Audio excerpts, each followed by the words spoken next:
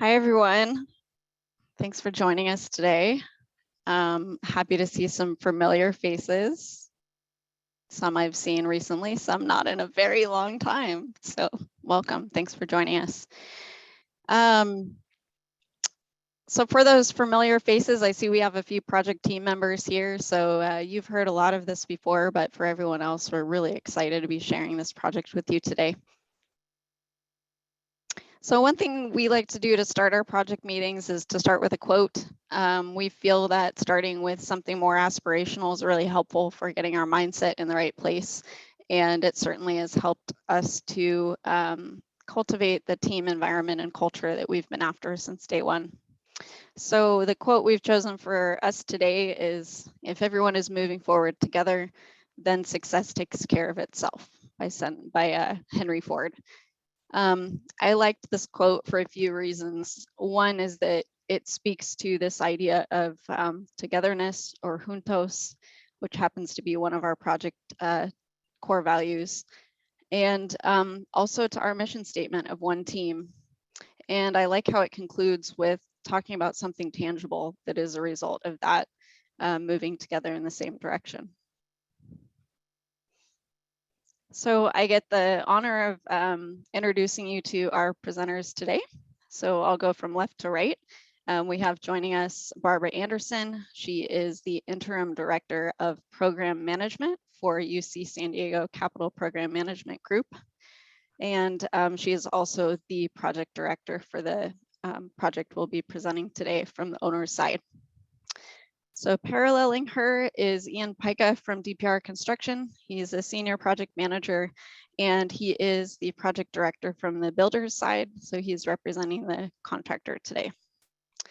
And then myself, really paralleling Ian on the design side, Danielle Simpson. I'm with CallisonRTKL. I'm a senior project manager and project architect in our Los Angeles healthcare group, and I'm the project lead for the A&E team. And then also have joining me from CallisonRTKL, Jackie Young. He is our principal in charge of the Los Angeles healthcare practice with CallisonRTKL, and he is our lead designer on the project. And supporting him directly is Mohammed Abdel Ghaffar, an associate with our Los Angeles studio and one of our primary project designers. All right, and I also get to introduce to you the project. So you will be learning a little bit of everything about this project in the next 45 minutes or so, and we're really excited to share it with you. Again, I think there's many of you on the call that know quite about a bit about this job already, and for those of you that don't, I think that you're going to find this time very informative. Very interesting, and hopefully also pretty cool. It's a pretty great job, and we're really proud of it. So just to orient you quickly, this is the first phase of a multi-phase campus redevelopment. We're going to talk more on that in a minute. We're redeveloping a little bit over 11 acres, and there will be 4 primary structures on the site. A 250,000 square foot outpatient center, 1,850 parking stalls. Actually, I think we have 1,855 or something like that, a little over. 9,000 square foot central utility plant, and then a below grade spine. The spine really is a connector building. It's below grade. It actually sits below First Avenue, and it serves as a circulation connector between the outpatient pavilion and the parking structure. And it is also designed to expand northward in the future. It also daylights, actually connecting to the lower portion of the site off of Bachman Avenue, or Bachman Place, excuse me. In addition to that, all of the significant infrastructure and roadways to support those buildings and the redevelopment. And just to explain a little bit on the complexity of this project, we're dealing with 2 AHJs. So there is a part of the project that falls under the City of San Diego jurisdiction. And then the bulk of it does fall under the university as their own AHJ. I wrote, we have 2 clients here. I was thinking about it afterwards. We actually have 4. So we have the academic side, the health side, Also real estate, if you count them, and parking and transportation, which really are all separate client businesses over the overall University of California, San Diego umbrella. We counted it out. I'm not sure if 30 is exactly the right number. I think it's 30 plus or minus, but about approximately 30 unique user groups for this project. Over 25 design and specialty consultants. I don't even think I could count the contractors we have on the project at this point in time, and of course, countless stakeholders. All right, thanks, Danielle. So I'm just going to provide just a little bit of context. So here we are about halfway through this thing. We've already been together as a team for about 3 years. You can see there, CRTKL was brought on board late 2018, and then DPR shortly after in early 2019. And we have almost to the day 3 years to go in construction.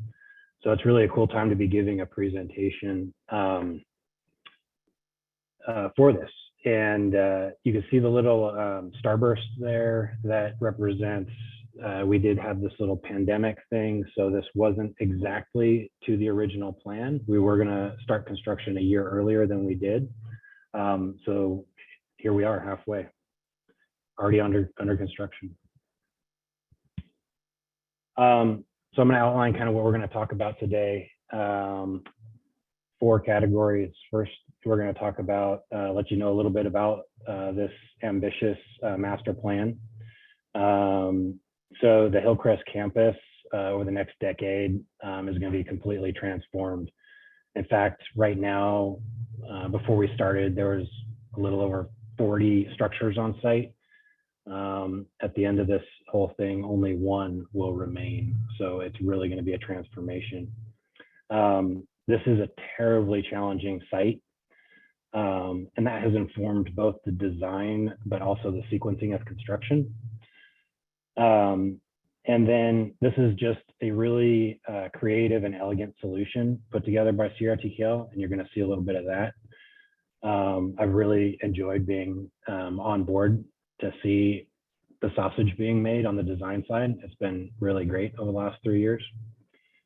And then we're going to finish off on how we're executing this in just a better way, from having a really enlightened owner to the delivery that we've had on this, and then you know, just the team dynamic.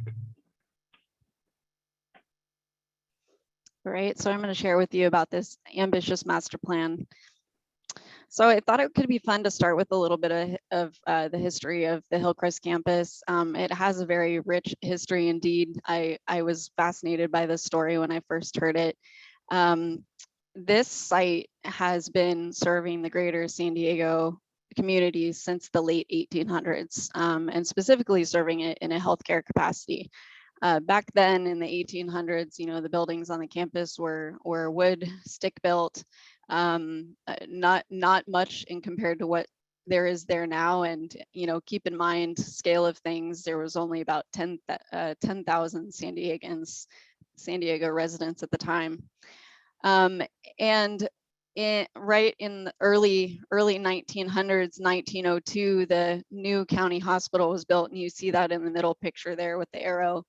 That new county hospital began to serve, you know, a larger population. You can see remnants of the current campus.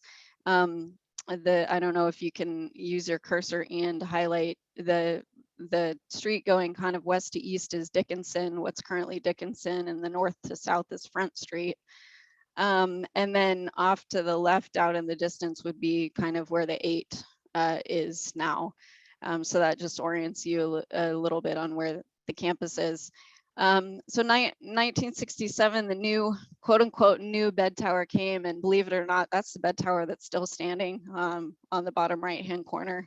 It has, of course, been renovated and built upon since that time, but quite remarkable to think of when that came to be and how long it's been standing there. So 1980, UC San Diego took ownership of the campus over from the county.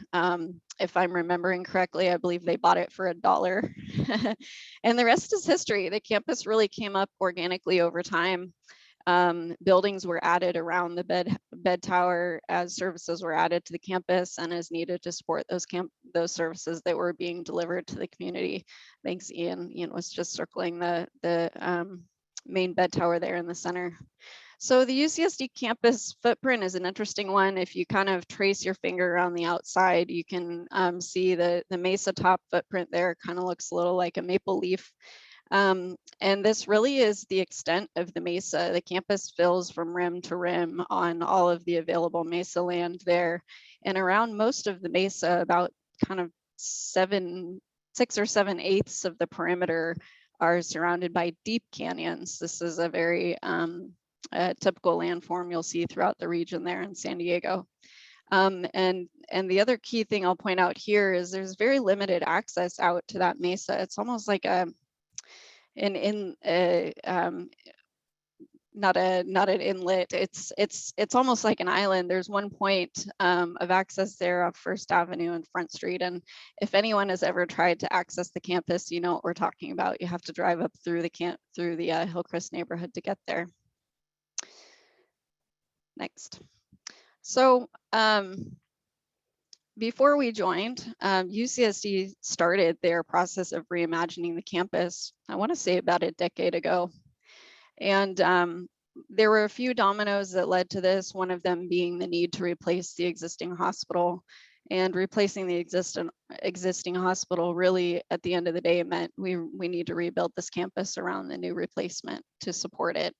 There's aging infrastructure. There's, because of the organic growth I spoke about, the circulation is challenging at best and can certainly be improved upon. So the background there is actually developed by Smith Group. Thanks for this awesome master plan to work from, team. We appreciate it. This was published in the 2018 master planning study that was then subsequently followed. Actually, can we go back for a minute? That was followed by the long range development plan. So just to orient you to the coming plan and why it's important. So UCSD is planning to develop the site into 4 distinct districts: the healthcare district, which is the one we're working within, a residential district, an open space district, and then the mixed use district. Now we can go to next. And all of that work is going to happen over the course of 5 distinct phases. So the first phase is in purple. Second phase will come after it is the replacement hospital and a central plant to serve that hospital. The next phase, the second phase is the first part of residential work and some of the infrastructure along with the multi-purpose or wellness block at the south. Then the third phase is the replacement hospital with the central utility plant to support it. The fourth phase will actually be demolition of the existing hospital once the new replacement is up and built. And then the final phase will be to finish residential and build the community green in the center. So we are phase 1 and just roughly overlaying on what I described as the maple leaf perimeter in the slide a few slides back. Phase 1 starts at the southeast corner and takes a sizable footprint. It's about a third, just under a third of the overall area to be redeveloped. So giving you a different view on this is a conceptual massing to show what phase 1 will look like within the existing campus. So the big white block in the middle there is the existing inpatient tower.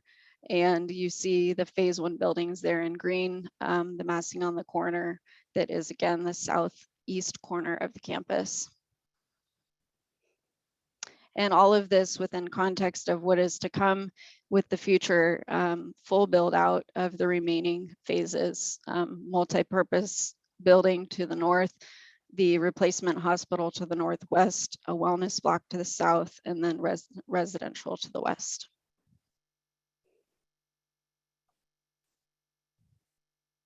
All right.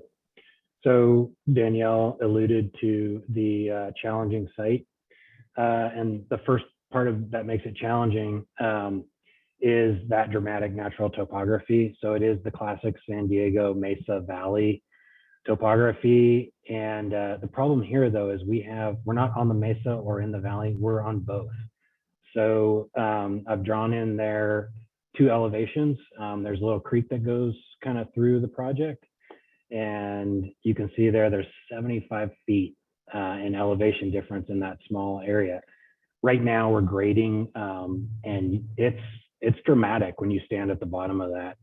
And so that has, like I said, informed the construction sequencing for sure, but I think it has also informed the design. It's an active campus. Obviously, this was a big deal for us. You know, not the least of which is the emergency department is right across the street from us, a street that we have a lot of upgraded utilities going through. And it happens to be one of only 2 level 1 trauma centers in San Diego County. So with that comes a life flight helicopter path that we have to be aware of too as we go through construction. So no tower cranes on our project. And then you can see the green arrow there represents the main path of travel into campus. Down first, Arbor to Front Street. And we have to keep that open at all times, obviously, even though we have quite a bit of work right at that corner. We're widening Arbor. And then lastly, it is an urban site. So we're dealing with parking considerations, neighbor considerations. And then the big thing is road closures. So we are closing Bachman for 2 years on the project. That's depicted there in the dotted line. So not a small thing.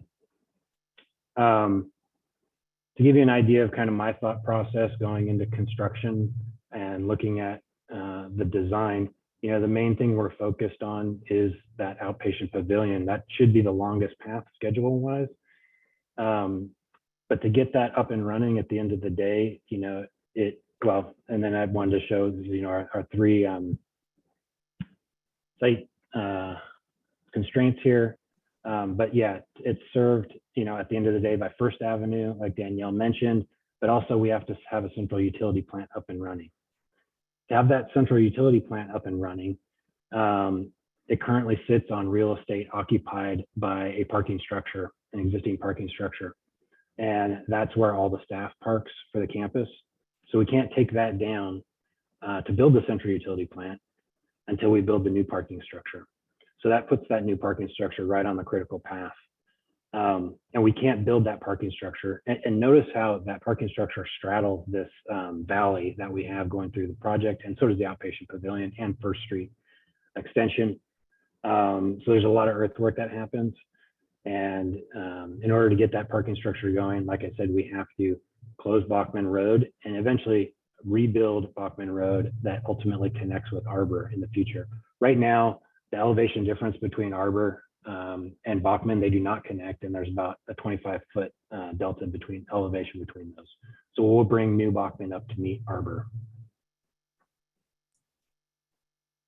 So thank you, Ian. So what we just heard from the DPR, the contractor's standpoint, is you can kind of seeing the complexity on just even the sequence within phase 1, and in addition to what Danielle has shared with you, the 5 phases that roll out to truly have this campus transformation, that you can kind of get a sense of the overall complexity that we are basically facing. So when we start looking at the whole campus planning using what has been approved back in 2018 with a good framework that Smith Group has planted, we are looking at how can we improve the whole sequencing as well as the placement of different programming. What you're seeing on the slide on the left side, we have identified some of the key goals that we would like to focusing on. And then on the right, just really the kind of diagram that we have done so many different study, kind of like looking at opportunity to improve upon on the approved master plan, what we can do to minimum impact to the approved master plan. As you probably aware of, the the master plan was approved, going through entitlement and doing a lot of really lengthy approval process. So then we are very cautious in terms of trying to find the balance, how we can improve the established plan, but without really redoing everything. So since we have a good backbone, as you can kind of see that we have shifted some program around, but able to consolidate all the phase one program space to the north, to the southeast corner of the site, as what Danielle have shared with you earlier, creating kind of like a natural buffer between the Hillcrest community to the future development. At the same time, really using this opportunity to position like the OPP, the parking structure, creating a new gateway to your new medical campus, and really establish a new identity from day one. And ultimately, we will see some example of what we are doing on the planning side, also from an architectural design perspective, how we truly unlock this campus to the community with some of the architectural move that we're going to share with you later.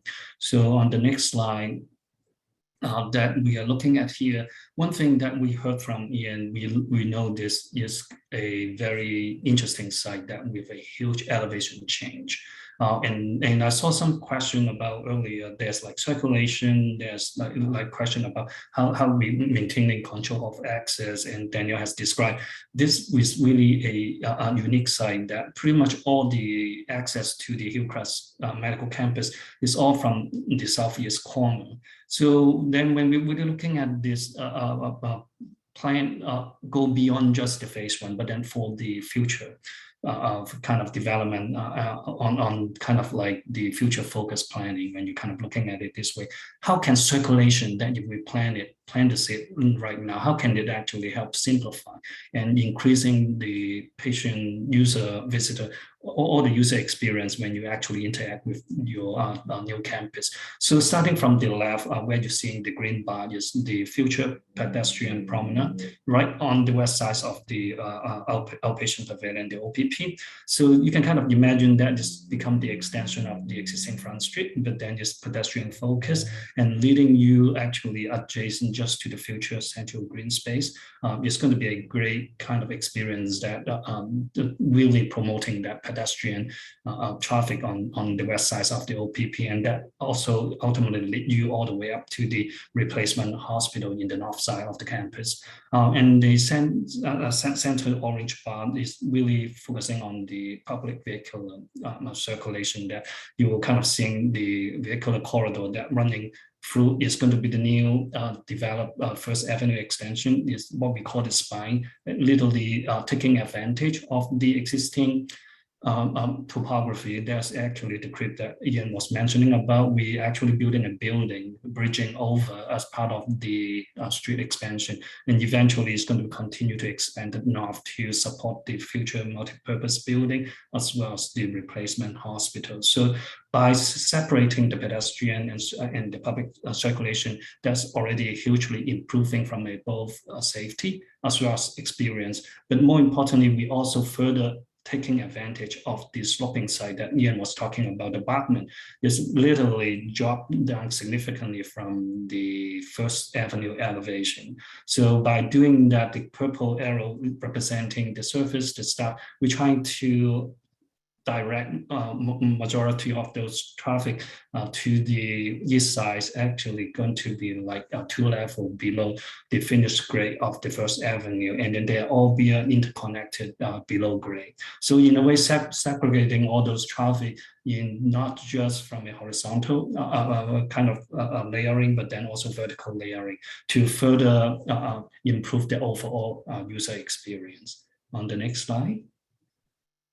So let's talk about the design of today, that using the OPP as an example.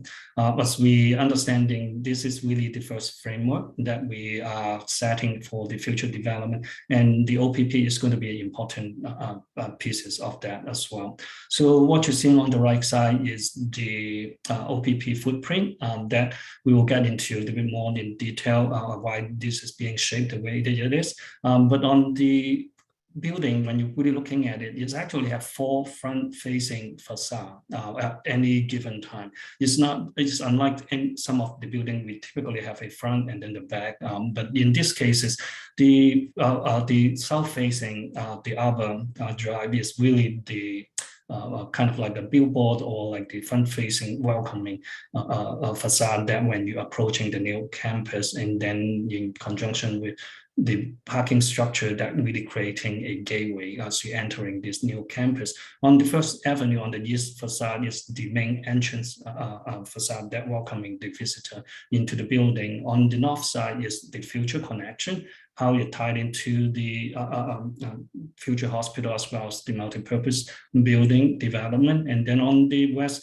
the front street is kind of serving a 2 different phased function. Right now, when it is built, it's going to be immediately across from the existing ED, that we will kind of having a different type of purpose on that facade. But in the future, it will be immediately adjacent to the pedestrian promenade, as well as actually facing that beautiful central green that we're talking about. On the left side is only covering the 4 story of the above grade of the OPP stacking diagram that you're kind of seeing. So you are seeing the gray bar that being pulled on the outside edges of the building, representing the vertical circulation. So you can kind of see the main purpose of planning those vertical component away from the mid section is to maximize the flexibility from a planning perspective. So that holds true to all levels. So in this stacking diagram, giving you a general height level of the program inside the building. So starting from the top, the purple representing the cancer center, the green representing on the third level is the multidiscipline clinic. And you will see they got split into 7 modules. Some of it was purposely located on the first floor, including the ortho and then the burn clinic. Those are really can benefit by having patient that closer to the main door. And then on the second level, you are seeing the pink bar is really the biggest footprint is the ASC component that, as you can kind of seeing, the desired program exceeding the typical footprint. And we have a way to incorporate that and really trying to see what we can take advantage and incorporate those different program needs into the massing of the building. And on the first floor mainly is just public focus program space, as well as the some of the clinic that we are talking about. So in the B1 level is really the direct radiation oncology, as well as the imaging department. And the lower level, that partial basement at B2 on the support space and the SPD is really where I was talking about the connection to the department earlier, and that you will actually have all your supplies, everything that go through at the B2 level. So with that, I would like to have Mo describe actually how we transforming the OPP design. Thanks, Jackie. So as Jackie explained, the internal planning was a major factor in steering our baseline mass of the building. And it really helped us determine everything from our floor-to-floor heights to the structural grid based on program and function of each department. So initially we had a parameter of a 60-foot departmental module and began looking at each level and using a simple extrusion of the program on each level, and then seeing how that slotted into a 30-foot by 30-foot structural grid. And then by pushing the cores and vertical circulation to the exterior building, this really allowed us to optimize the floor area of each level and the special needs of each department so that we weren't taking up unnecessary space with cores and stairs. And so with our base mass, we were then faced with a very linear and relatively low-rise building. And we began to look at ways to break that mass into a more human scale and volume. And again, using the internal planning, that really helped us where we were able to capture the southern end of the building and break it at a point. This helped us really turn that mass and create a entry experience and an opportunity there for signage and for UCSD.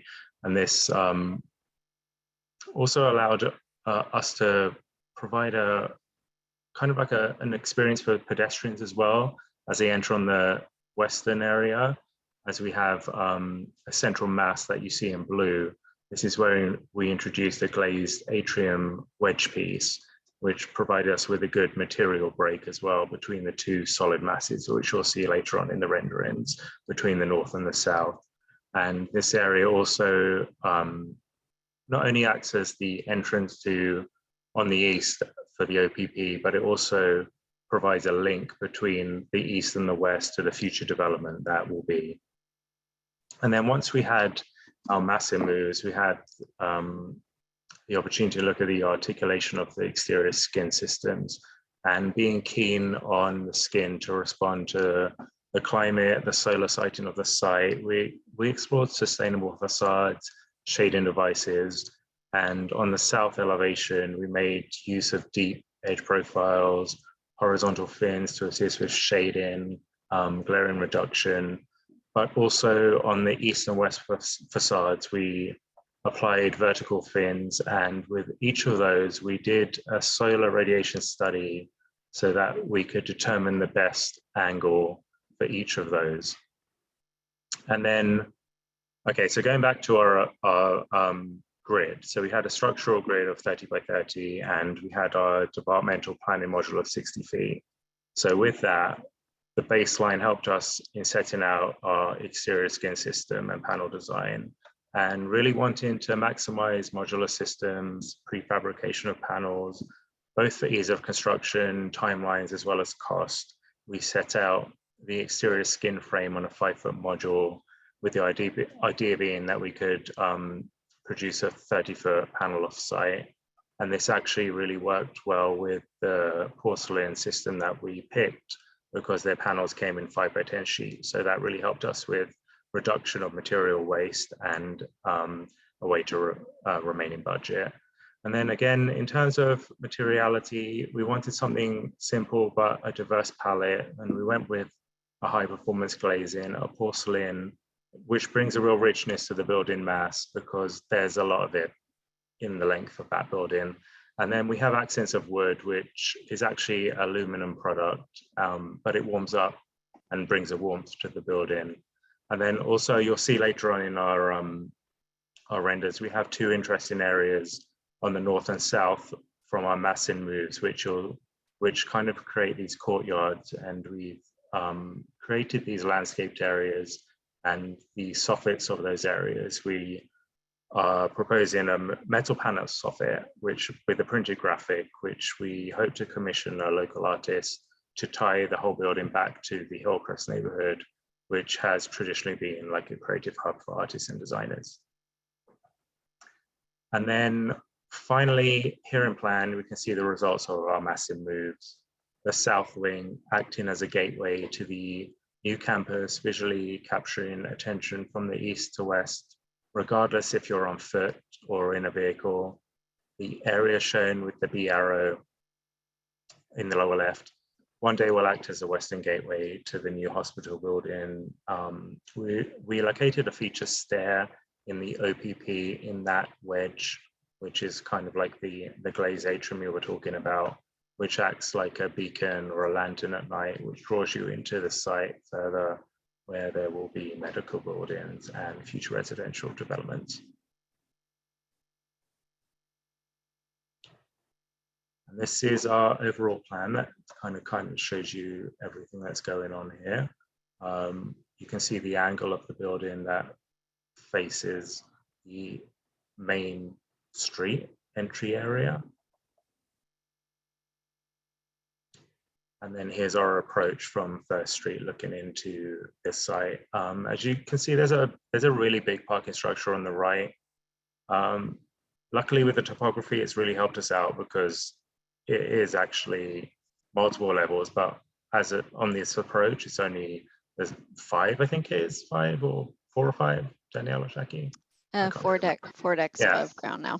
Yeah, and then we've kind of used the same approach in terms of the horizontal and vertical fins. The horizontals help us, rather than solar, it helps us with the headlights of parking stalls.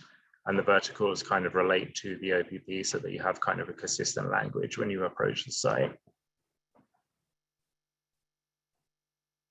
Again, this is a driving into First Street, you get that kind of like glazed wedge piece, the picture frame that we angled, a signage opportunity for UCSD.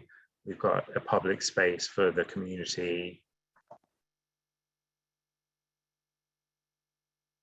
And here you can kind of see the main entrance on the east, which will link through to the west. On the lower left-hand side of the screen, below the overhang, we have that opportunity I was talking about where we were going to do a soffit or some artwork and something tying back to the community. So this is the north elevation. So this is where Jackie was talking about the added program for the second level. Initially, we had, it was kind of broken where you see the third and fourth floor. That line was vertical all the way to the floor. Pretty later on in the design, there was a request for additional space for that department on that level. It actually helped us in breaking that further. We also have, future connections to decks and bridges to the other buildings in phase and the other phases. So the upper level of that bump out that you see here, yeah, exactly. So the upper level would be a connection to the deck of the other buildings. We've designed in bump out panels in the bump out and on the upper level for bridge connections as well. And this is a view from the park area, which would be in the latter phases, looking towards the western elevation of the OPP. Thanks, Mo. All right, so executing in a better way. I think this is where it gets interesting for our group. Like I said, we've been together for 3 years. I alluded to some of the challenges that we've been through as a team. Project kind of got put on life support through early parts of the pandemic. But we've seen a lot of challenges in design. And now we're starting to see challenges in construction. A lot of that hospital that Danielle showed at the beginning, they just kind of like pushed all the rubble into our space. And so we're uncovering it as we dig. And so that's just one of the many challenges that we have out there. A lot of these challenges, some of them are unique to this project, but many of them are typical to design and construction.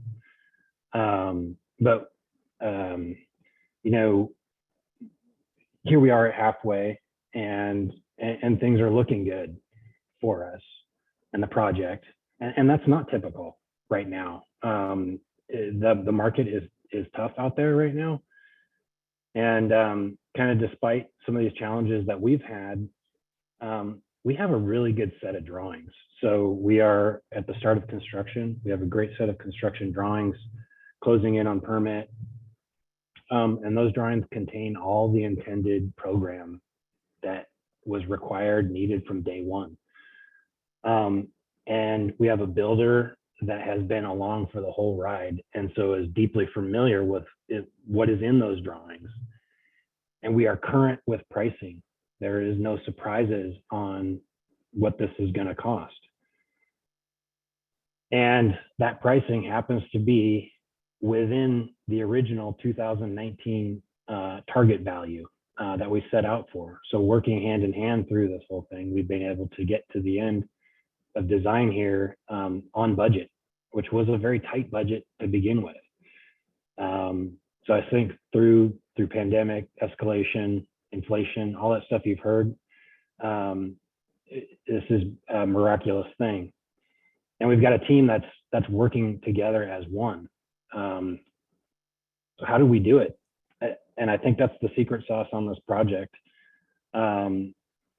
we've done it in a little bit different way. And that goes it starts with having a great owner, a progressive owner like UCSD and Barbara Anderson.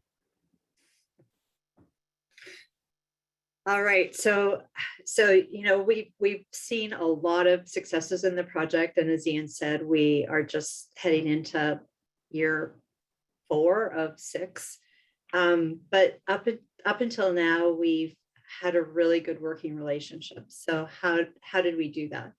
Well, we UCSD Capital Program Management, CPM, has spent time kind of trying to understand our own values and mission for how we do projects.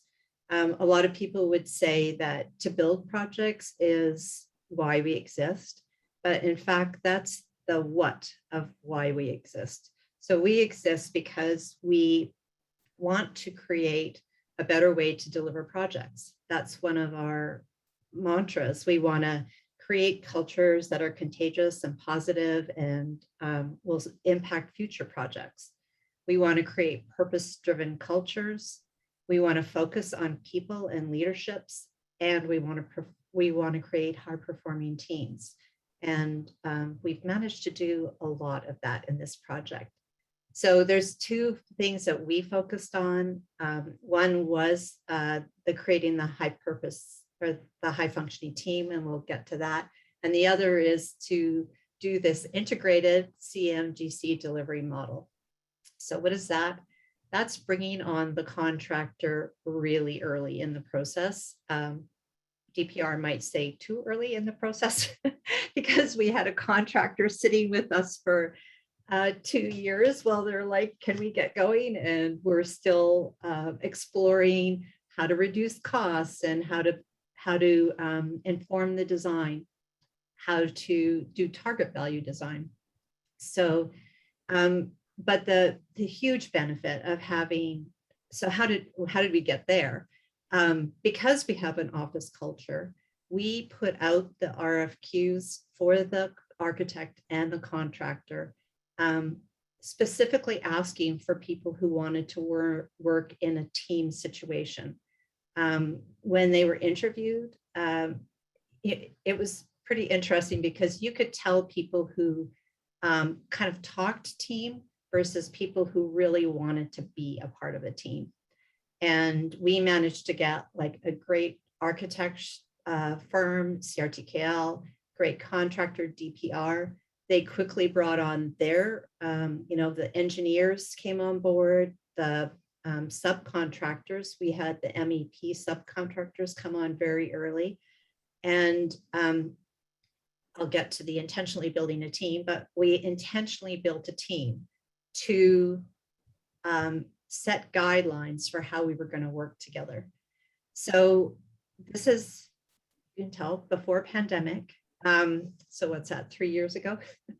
We spent a lot of time together. The leadership of all of the different offices. So we've got engineers, subcontractors, the contractor, the architect, the owners there.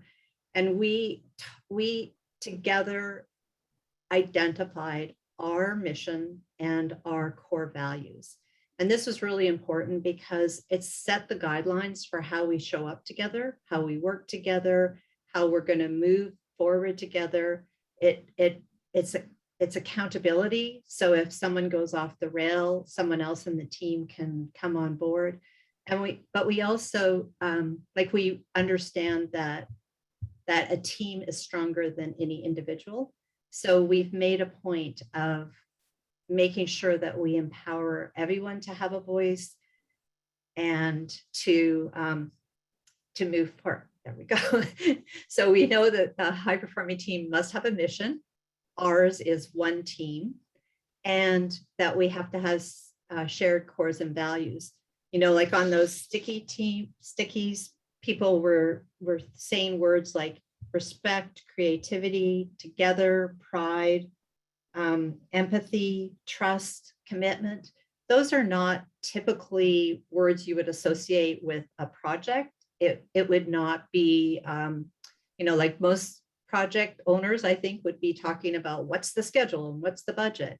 And those weren't even in our conversation. Our conversation was about how to get to know each other, understand our strengths and weaknesses, how to work together as a team, and how to move forward. And I can give you a lot of examples of how I think this has just been awesome for our team over the last 3 years.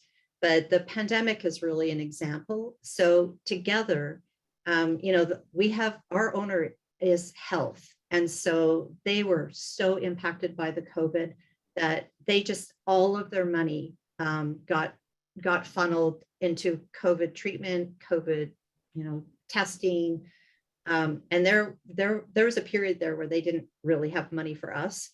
And so they were asking us to kind of put the project on hold, but instead as a team, us, like me as the owner, the architect, the contractor, and health worked together to figure out how to keep the team intact, because we didn't want to dismantle the team. So we just really slowed down work. We just did as not very much work for a while, but we kept the team intact. And then conversely, when we were cut loose to go again, of course, they didn't want to recognize the year that we had a slowdown.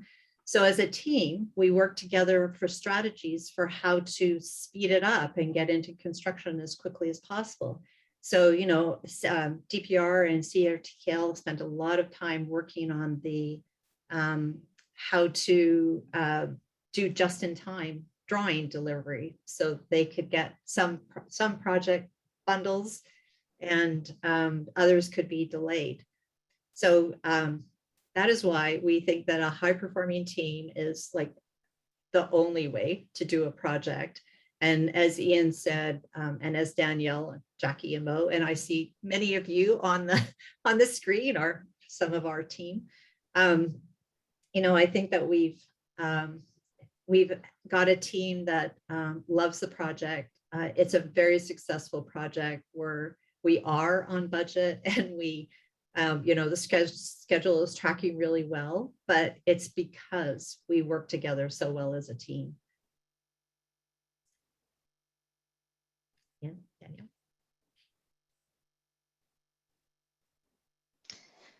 Thanks, Barbara. Well, Ian, I don't know, we talked about needing to jump in and add, but Yeah, I feel like we all. don't really need to add anything to that. Maybe since you have this picture up, I think this was a really awesome milestone this day and a fun moment for all of us.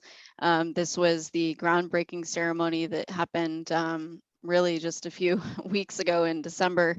But you can see behind us there, Juntos, one of our core values, literally painted on the wall in the job site office. Togetherness is what Juntos means, and this is in the main meeting room. And this was a really awesome moment for us to be able to celebrate this milestone with the project team, and also with our owner partners. There's folks from real estate there's folks from health, there's folks from the community. We also got to hear from some local community members and stakeholders, and there's a lot of excitement around this project. And I think for us, that was really energizing, and it just is really affirmation of the bigger purpose, the bigger reason we're doing all of this. And I think that when we came together and landed on this mission of one team, period, the period is intentional, by the way. We talked about that, a little side rabbit hole. We talked about, should it be ... Should there be something else that comes after? And we said, no, that's it, period. We need to be one team. And that speaks not just to design, builder, owner, but community, plus health, plus the care team, the nurses, the doctors, those that are giving care from the trauma center immediately next door, that the only way for us to be successful would be to do it as one team, period, moving in the same direction together, moving towards our true north. Well said.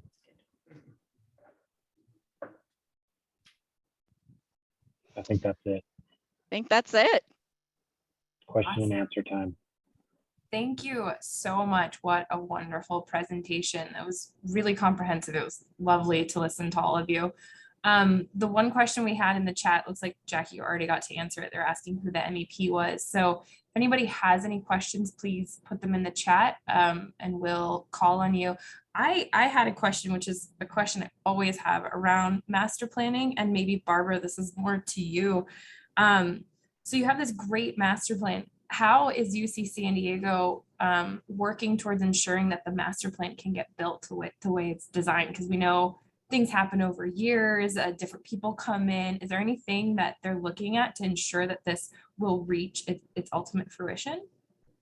Oh, yes. So we have a side group that is really focused on the whole Hillcrest redevelopment. And it includes representatives from real estate and from parking and from the campus and from health. And we meet regularly to talk about the schedule and how, I mean, as you know, as Ian said, there's 60 buildings on there and they're all going to be gone. And it's at such a tight site that it's just a domino. So some things have to happen before you can build over there, and then other things have to happen. And so we have monthly meetings now where we're all holding each other accountable for meeting what they have to do for the timeframes to get the housing started, and then it'll be the tower. So there's a lot of projects in the works to clear different parts of the site to make sure that it just keeps flowing ahead. Awesome. It looks like Trisha Clark from Canon has a question. Could you share with us the goals for the multi-purpose building? I'm not sure who's best to field that one. I will let Barbara field that one. I'm not sure how much can be shared at this point. I'll let Barbara field that. Well, so there's a couple of buildings on the Hillcrest campus that will be probably be P3s. And that is one. So there's a multi-purpose research building that's just going to the north of our building. And the size is kind of under question, 200 to 300,000 square feet. And we're just trying to figure out when it's going to be released for RFQ.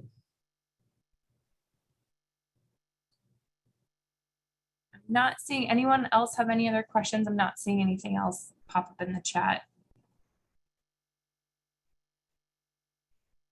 If not, we can certainly move on to our networking time. Thank you all so much for the presentation. It's lovely to hear about what's going on in San Diego, and you've done a beautiful job. Oh, looks like David Hunt has a quick question.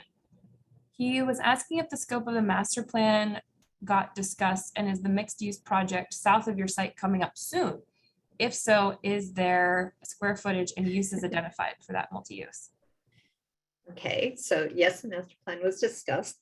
The mixed use project is also right now slated to be a P3 and coming up soon. I'd say within half a year, probably the RFP will be out.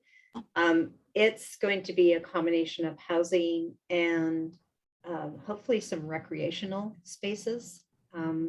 The intent really was to have something that we were kind of giving to the community. So some facilities that the community could use given the location on the site. We understand how much we impact the neighbors. So it was actually, it was CRTKL when they were kind of like looking at the master plan again, they were trying to get us to build that first so that we could give a gift right away, and then it just didn't work out that way. We got more questions coming in. Deb Smith, representing Shaw Contract, is asking when the interior design will begin, or has it already started? And Deb, I'm not sure if you're referring to the outpatient pavilion, or assuming that's the project she's talking about. We can hit all of them. They're all one project for us. Yes, absolutely, has begun. And in fact, I would say that interior design began on day one as part of the holistic design solution. And Jackie, maybe you want to expand on that a little bit. No, I think to Danielle's point, it is definitely the whole idea of like having the interior and the exterior being treated as one. So that's really have the continuous experience from a visitor standpoint, that you don't really feel like that is going to be two different language that you are kind of looking at it. And the goal is really also hoping for the future development. It carry the consistent kind of like the UCSD brand. I think, you know, as soon as you walk on the campus, you know that you are actually in the new environment that are serving and bringing the greatest care to the community. Great.